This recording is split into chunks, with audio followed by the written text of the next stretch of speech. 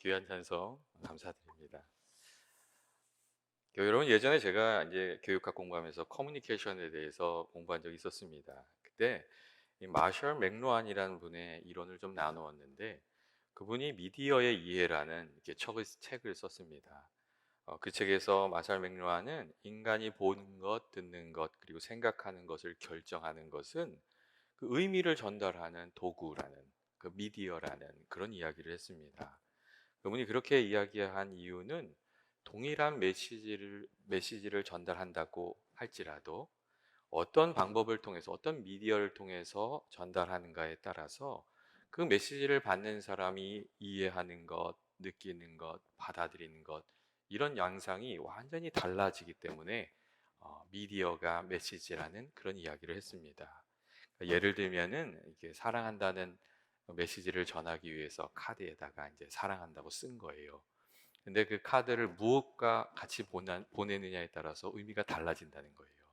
그러니까 장미꽃과 같이 보내는 것하고 선인장하고 같이 보내는 거하고 할미꽃하고 같이 보내는 거하고 이 의미가 완전히 달라진다는 거예요.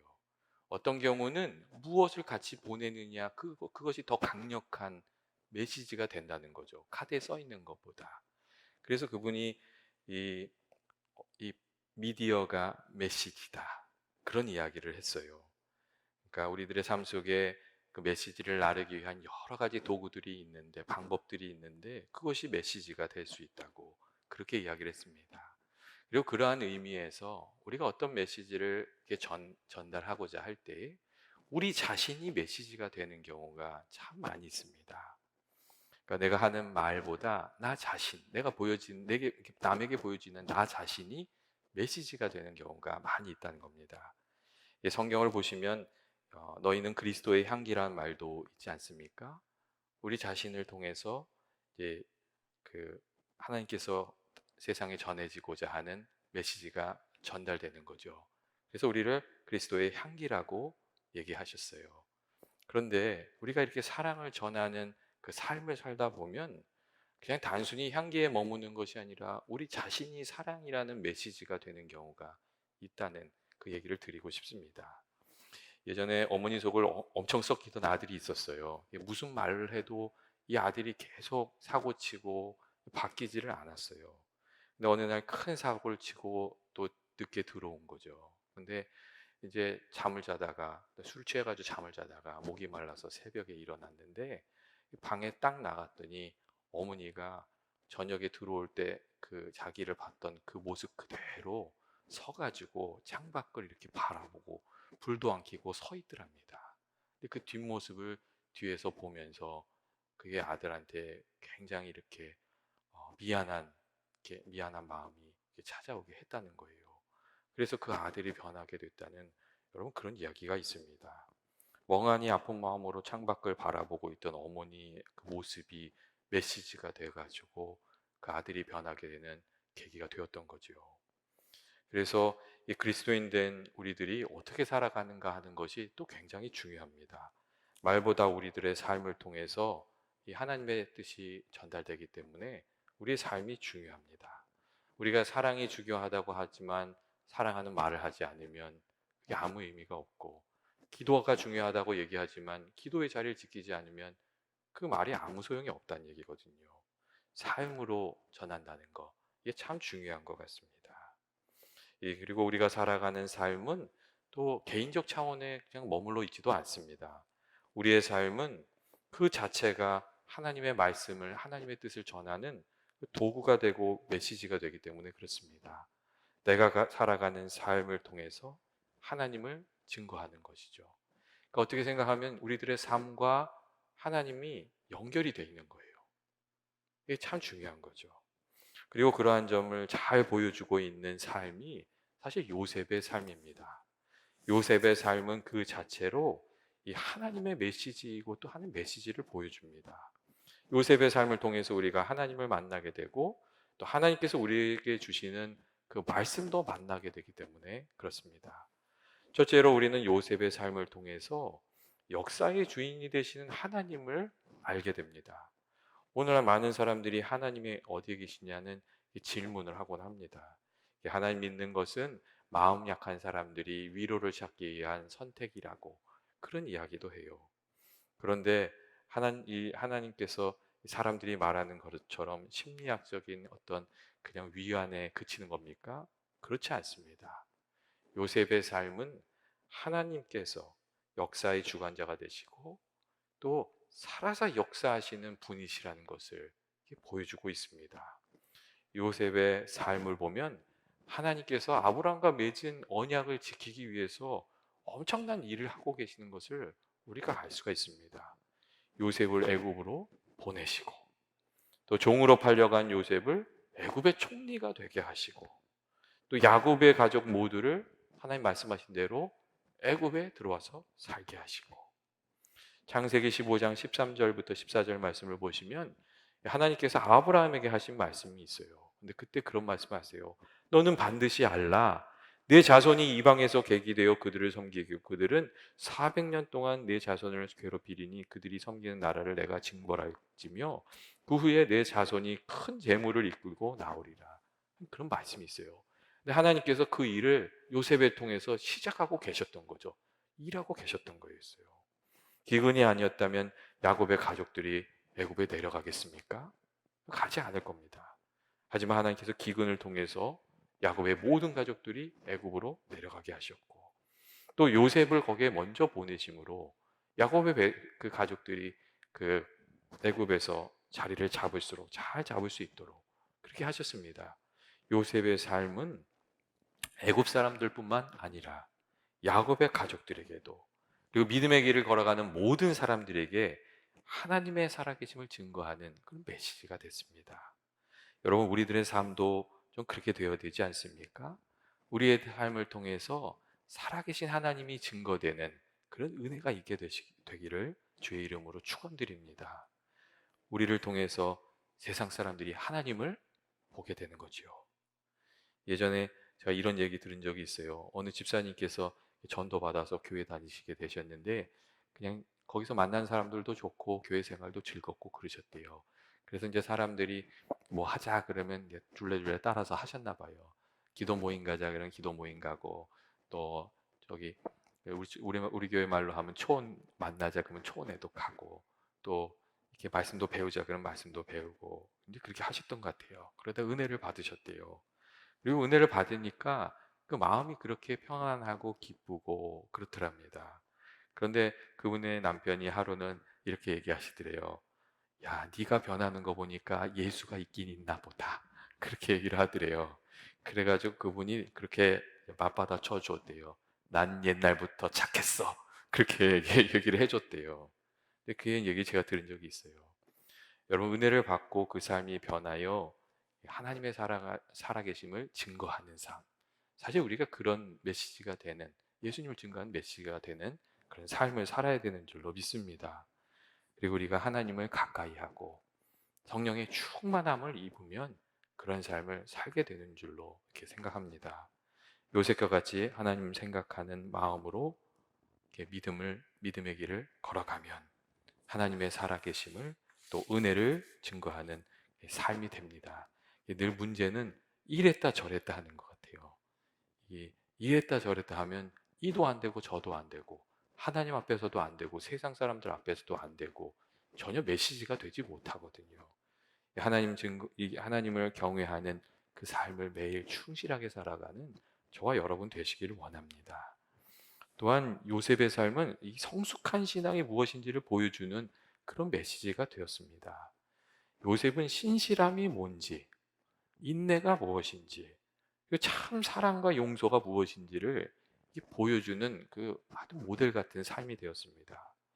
여러분, 먼저 요셉은 그 보디발 장군의 아내가 유혹할 때 유혹을 거절함으로 하나님 앞에 신실함이 무엇인지를 아주 분명하게 보여주었습니다.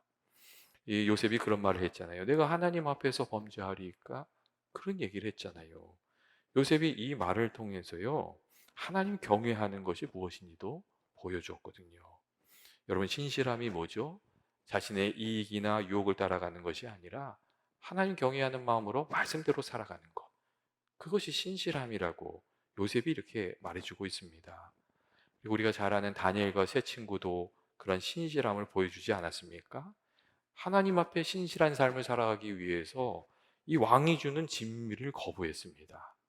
왕이 주는 진미가 귀한 것이지만 그것이 우상에게 드려진 것이기 때문에 하나님 앞에서 거룩한 삶을 살기 위해서 왕이 주는 진미를 거부했거든요.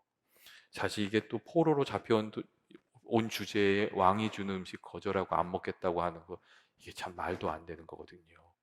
하지만 그들의 진심을 보신 하나님께서 길도 열어주시고, 그렇게 할 수 있는 길도 열어주시고, 또 그렇게 살아가고자 하니까 하나님께서 은혜 주셔서 다른 이들보다 빼어나게 해주셨던 것을 우리가 말씀을 통해서 알 수가 있습니다.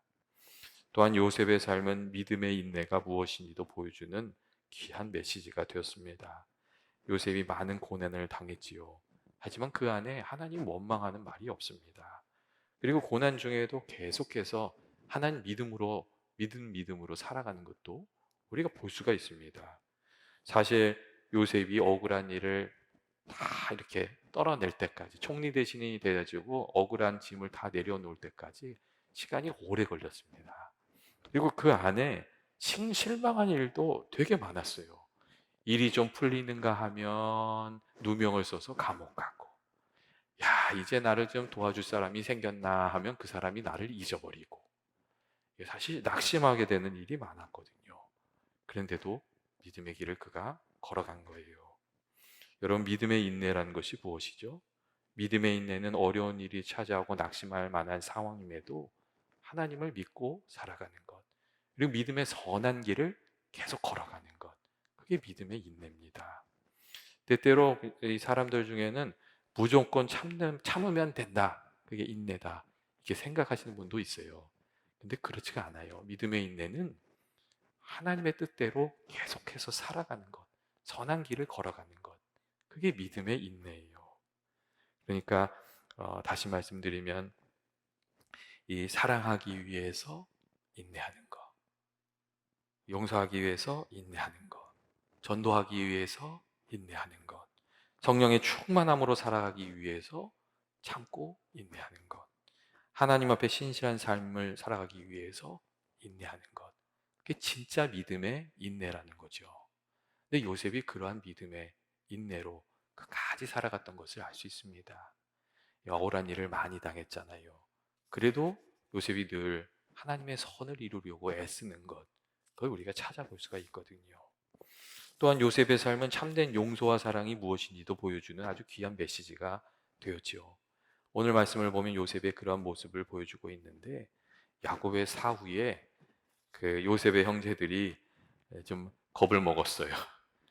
이 아버지 돌아오시고 나면 자신들이 행한 모든 악을 혹시나 이 원수는 갚지 않나 해가지고 겁을 먹었어요. 그래서 참 이게 아버지의 이름을 팔면서 용서를 구하는, 또 아버지가 그렇게 얘기하셨겠죠. 그 모습이 아주 구차합니다.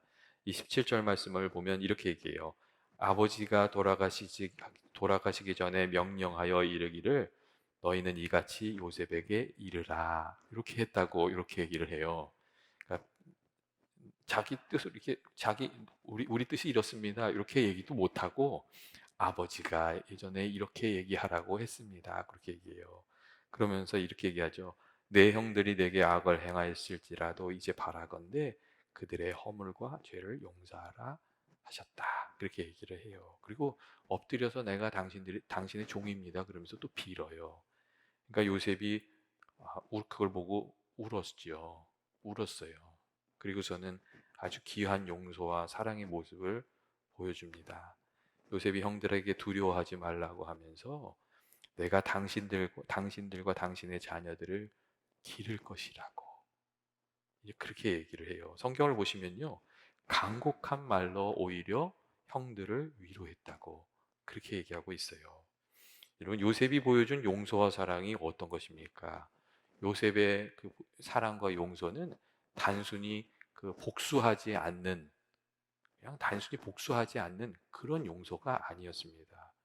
한 걸음 더 나아가서 진짜 선을 베풀어 주는 것, 그들을 돌봐주는 것, 그게 요셉이 보여준 그 용서와 사랑이었고, 그래서 요셉이 예수님을 닮았다는 얘기를 여러분 많이 합니다.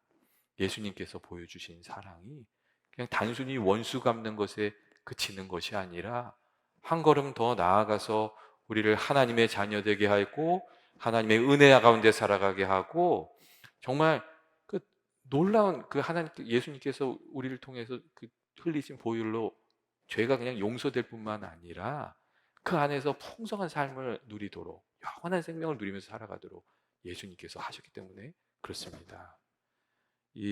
그래서 그런 얘기를 하는 거죠. 요셉의 사랑이 예수님의 사랑을 닮았다고 그렇게 얘기하는 거죠. 예전에 제가 읽은 글 중에 이런 글이 있었어요.